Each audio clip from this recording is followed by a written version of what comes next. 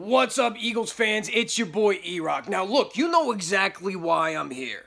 So let's get to the point. And I am going to ask you to be a little patient with me because I'm going to make point, counterpoint, and then give you the reality of the situation. Some of this stuff you're not going to want to hear. Some of this stuff you have to hear. First of all, if you're expecting me right now to put my arm around your shoulder and tap you on the back and let you know that everything's gonna be okay and this team's not gonna miss a beat without Carson Wentz and everything's gonna move forward according to plan with Nick Foles, no.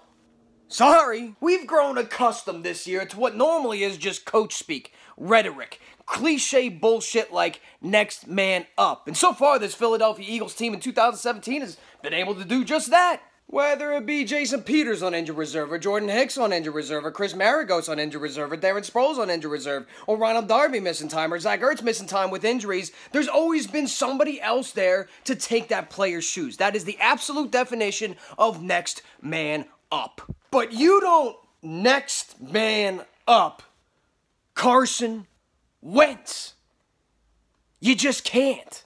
You're talking about a guy who was an MVP candidate, a guy who threw the franchise record number of touchdowns with 3 games left to go, a record that was set back, I don't know, Norm Van Brocklin or fucking Billy Penn or whoever it was, stood the test of time through all the great Eagles quarterbacks, whether it be Jaworski, whether it be Cunningham, whether it be McNabb. Fucking Wentz got it done in his second year. You don't just next man up a guy like that. You just don't. And I'm sorry, but that's reality. You don't next man up Aaron Rodgers with Brett Hundley. You don't next man up Deshaun Watson with Tom Savage. More specifically and more relatable to our situation, you don't next man up Derek Carr last year heading into the playoffs and getting ready to make a Super Bowl run with whoever the fuck they had at quarterback at the time.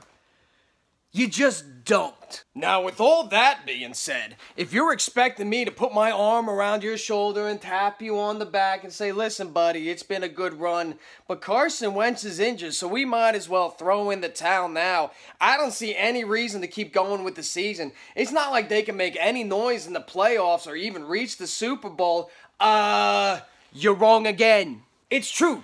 This team is not the same without Carson Wentz. This is a fact. But there is nobody I'd rather have as the quarterback of this team right now with Carson Wentz injured than Nick Foles. Nobody. Nobody. Nobody.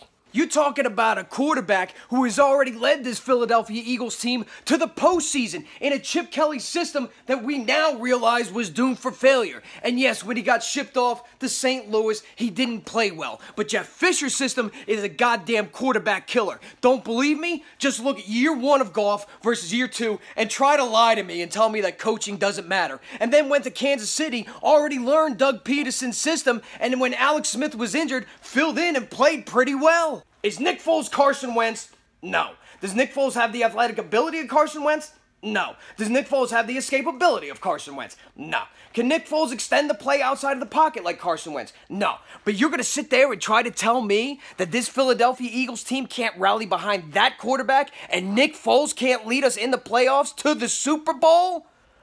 Bullshit! I mean, what are we really asking from Nick Foles? Think about it. We're asking him to win 3 games. 1 next week against the New York Giants, which, let's face it, Doug Peterson can squeeze his old ass in a uniform and beat the New York Giants. Then you get yourself a first-round bye. That means the divisional round. That means the NFC Championship game. And looky who's in the Super Bowl. Is that asking a lot? Yes. I don't know. Maybe. Is it?